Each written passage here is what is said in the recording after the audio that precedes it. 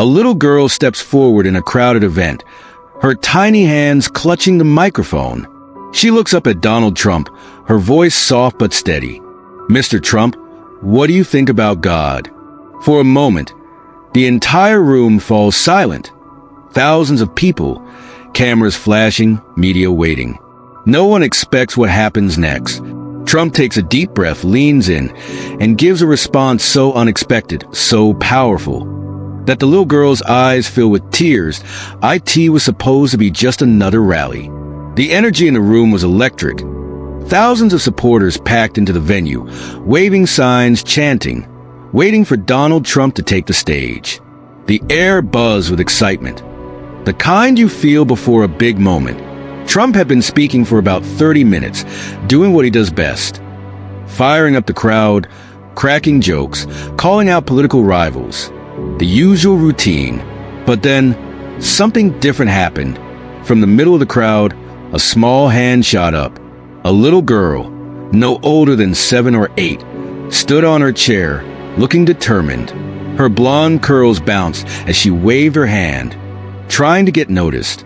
The people around her smiled, some even chuckled. After all, it's not every day a child demands the attention of a former president.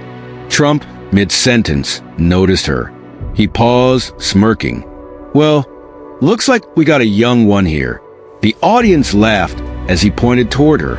A staff member quickly made their way over, handing the girl a microphone. The entire room leaned in. What was she going to ask? A question about the economy? About his favorite food? Maybe something silly that would make everyone laugh? But instead, her voice rang out clear and innocent. "Mr. Trump, what do you think about God?" The room froze. For the first time that night, there were no chants, no cheers, just silence. Even Trump seemed momentarily taken aback. You could almost hear a pin drop. This wasn't a typical political question. This wasn't about policies, elections, or media narratives. It was something deeper. Trump stood there, gripping the podium, staring at the little girl. For a second, you could see the wheels turning in his head. The crowd waited, holding their breath, cameras flashing wildly. Nobody knew what he was going to say. Trump adjusted his microphone and looked directly at the little girl. His usual confident smirk faded into something more serious. The room was still completely silent. Thousands of people waiting for his answer. Then, in a tone far softer than anyone expected, he spoke. "You know, that's a really important question. Maybe the most important question of all." The little girl blinked, her tiny hands gripping the microphone. The crowd remained frozen. This wasn't the Trump they were used to, the loud, fiery, take-no-prisoners Trump. This was a different side of him, one people rarely got to see. He continued, "I believe in God.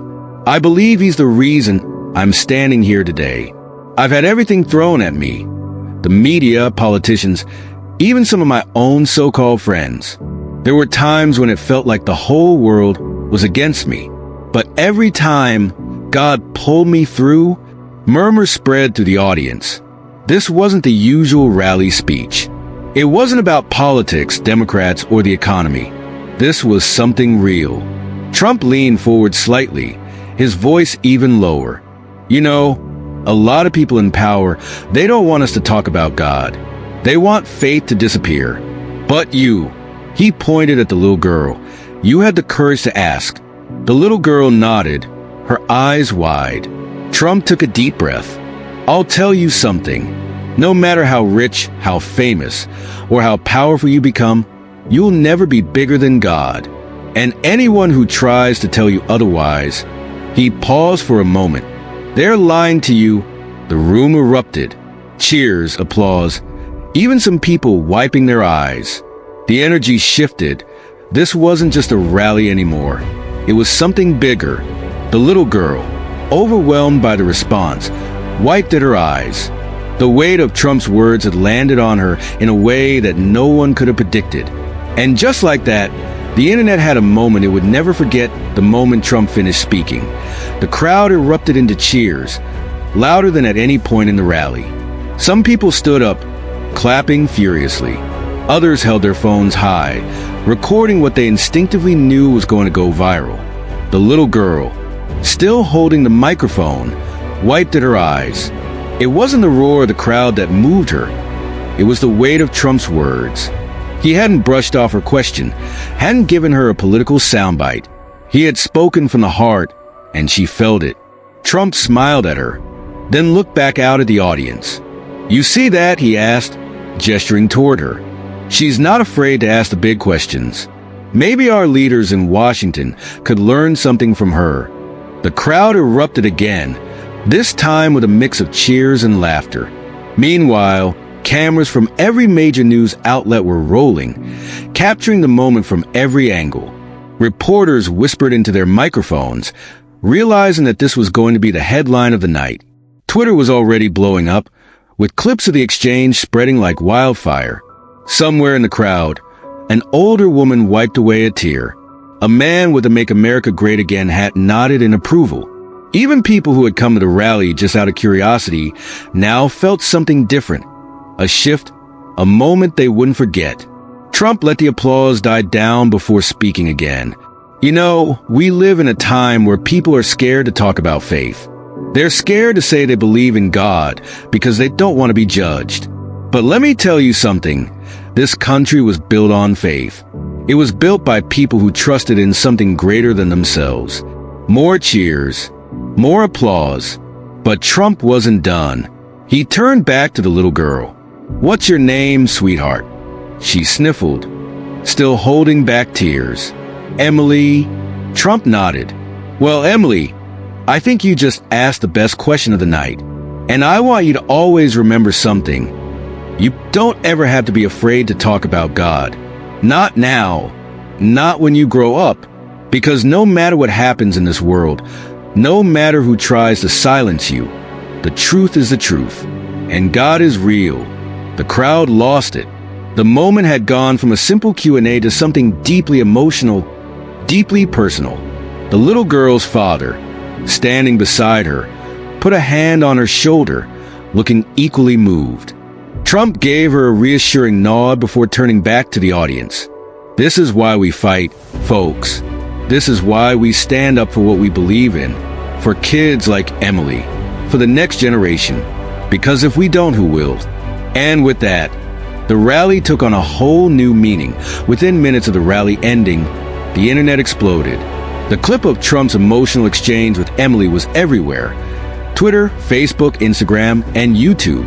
News outlets scrambled to get their headlines up, each putting their own spin on the moment. Some praised Trump for his raw and heartfelt response. Conservative networks called it proof of his deep faith and connection with the American people. They framed it as a leader standing up for values that so many felt were being pushed aside. But not everyone saw it that way.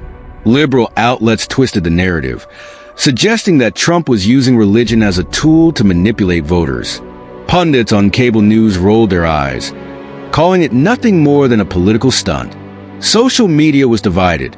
While many people shared the video, applauding Trump for his sincerity, others accused him of grandstanding and playing on emotions. But here's the thing.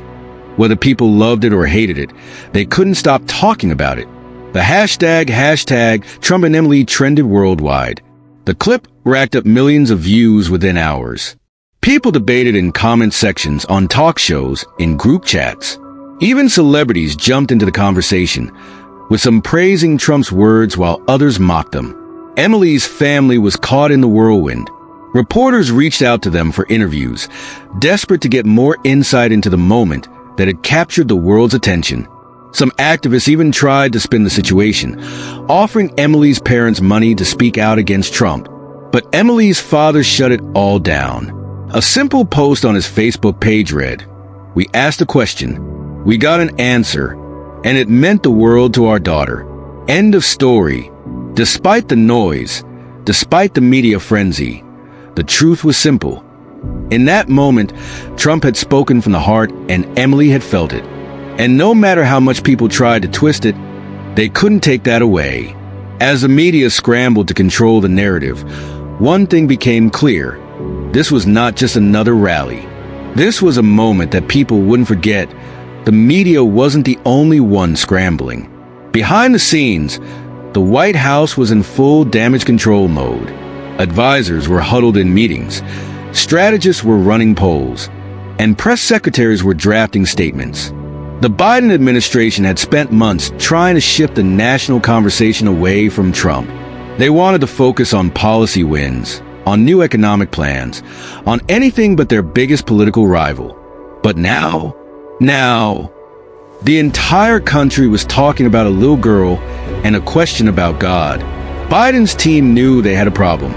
Within hours of the clip going viral, White House Press Secretary Karine Jean-Pierre stepped up to the podium for the daily briefing. Reporters were ready, hands raised before she even spoke. The first question was exactly what everyone expected. Does President Biden have a response to Trump's comments on faith? Jean-Pierre smiled, but there was tension in her eyes. She gave the usual carefully crafted answer. Something about the president respecting all religions and believing in the diversity of faiths in America. But it wasn't enough. Reporters kept pressing.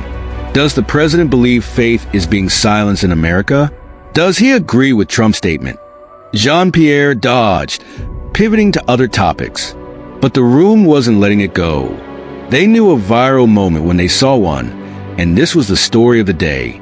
Meanwhile, Biden's team scrambled to get ahead of the narrative. Some advisors pushed for a direct response, maybe a speech, maybe a town hall where Biden could talk about his own faith.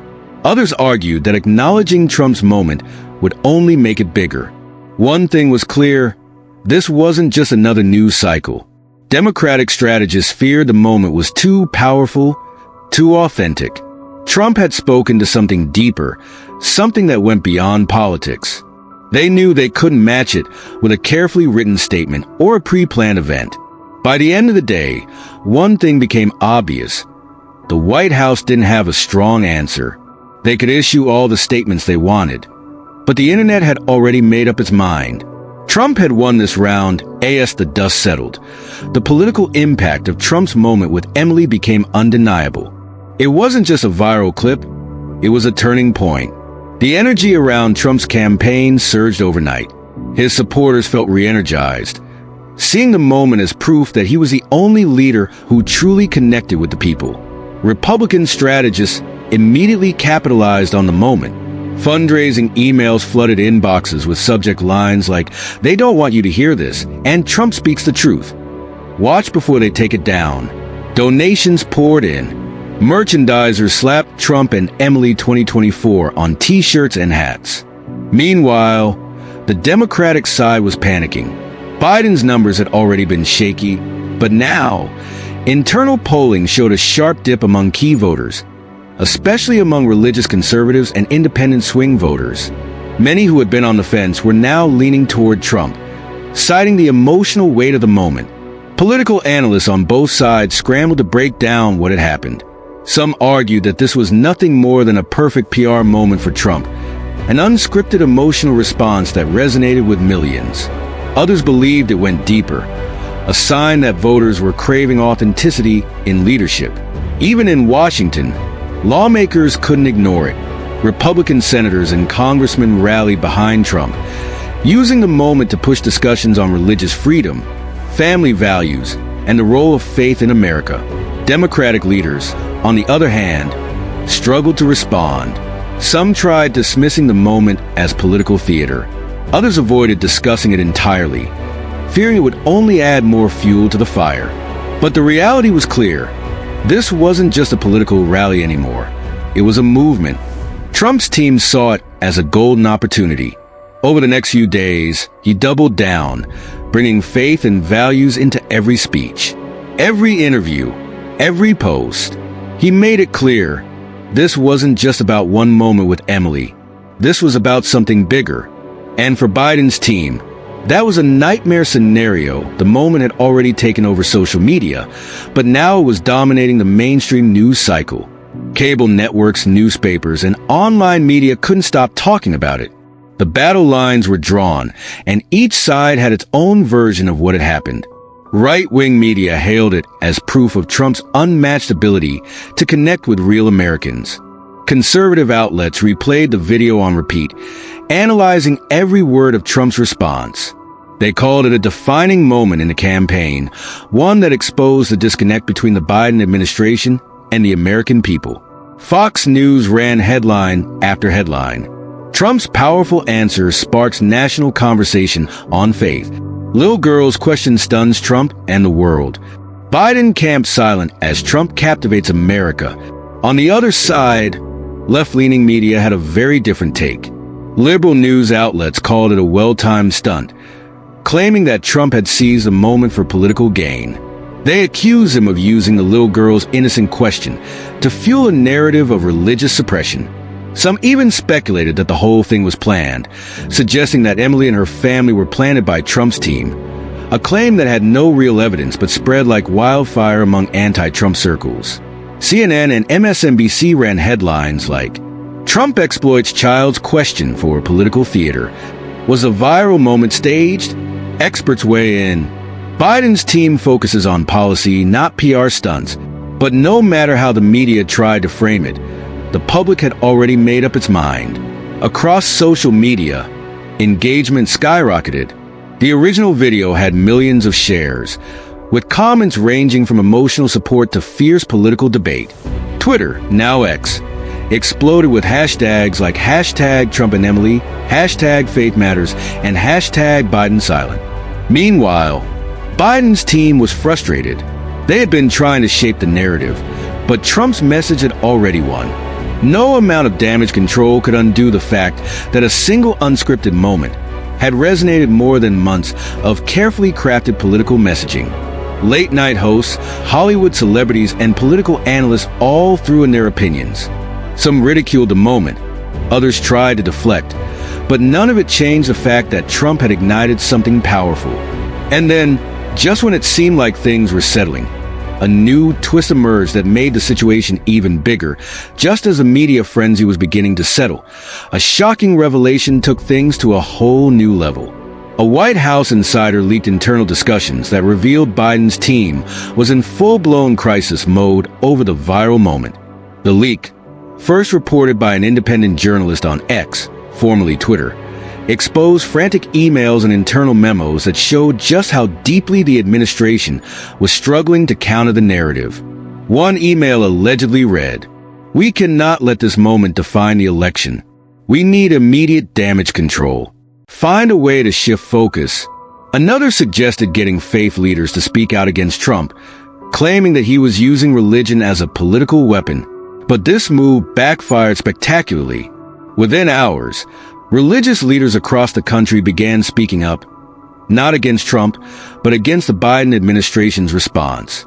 Pastors, priests, and community faith leaders took to social media, calling out what they saw as a clear attempt to suppress the importance of faith in public discourse. Many pointed out that instead of acknowledging the emotional weight of the moment, Biden's team was treating it as a PR disaster rather than a genuine issue that mattered to Americans. And then came the most shocking development of all. Emily's parents, who had remained silent throughout the entire media storm, broke their silence in an exclusive interview. They weren't political figures. They weren't activists. They were just an average American family who had attended a Trump rally and had their daughter ask an honest question. "We never expected any of this," Emily's father said, shaking his head. She asked a question from her heart. And the fact that so many people connected with it just shows how much faith still matters in this country. Emily's mother added, "We didn't plan anything. We just wanted to hear from a leader who understands what real people go through." And when my daughter asked that question, she got an answer that moved millions. That interview changed everything. Any claims that the moment had been staged fell apart instantly. The backlash against Biden's team only grew, with independent voters, religious communities, and even some Democrats criticizing how out of touch the administration seemed. Meanwhile, Trump capitalized on the situation with a simple post on Truth Social. "America still believes in God, and the people running our country, they don't like that one bit." The post racked up millions of engagements within hours. It was clear the battle for faith in American politics had just reached a whole new level. And Biden's team, They were running out of options as the backlash against Biden's team reached a boiling point. They scrambled to regain control of the narrative. Advisors rushed to put out statements, insisting that faith was important to the administration and that the viral moment had been blown out of proportion. But no one was buying it. The problem wasn't just a response. It was what it revealed. For many Americans, this wasn't just about a little girl's question or Trump's response. It was about something bigger. It was about feeling unheard, dismissed, and ignored by those in power. The Biden administration's reaction had only confirmed the fears of millions. That faith, tradition, and the values they held dear were seen as inconveniences rather than fundamental parts of American life. And then, Trump delivered the final blow. At his next rally, he addressed the situation head-on. Standing in front of a massive crowd, he didn't hold back. A little girl asked me about God. And the media? The White House? The people running this country? They panicked. Why? Because they don't want you talking about God. They don't want your kids asking questions. They don't want faith to be part of America anymore. But let me tell you something. America is waking up, and we're not letting them take that away from us. The crowd erupted. The energy was electric. This was no longer just a viral moment. It had become a movement. Even people who weren't strong Trump supporters found themselves nodding along. The reaction from the Biden administration had alienated a crucial voting bloc. Moderates and religious voters who might not have agreed with everything Trump said, but felt completely abandoned by Biden's team. Meanwhile, polls started shifting. Political analysts, who had once dismissed Trump's chances, began admitting that this one moment had changed everything. Evangelical support surged back to record highs for Trump. Independent voters, especially parents, started leaning away from Biden. Even some traditional Democratic strongholds saw a shift in sentiment. By the time the dust settled, the damage was irreversible. The Biden administration had miscalculated in a way that no amount of damage control could fix. They had turned a simple moment into a national controversy. And in doing so, they had handed Trump one of the most powerful campaign narratives of the election. As for Emily, her family stepped out of the spotlight, choosing to return to their normal life. But her question had sparked a conversation that wouldn't be forgotten anytime soon. And for Biden's team, the nightmare wasn't over. It was just beginning.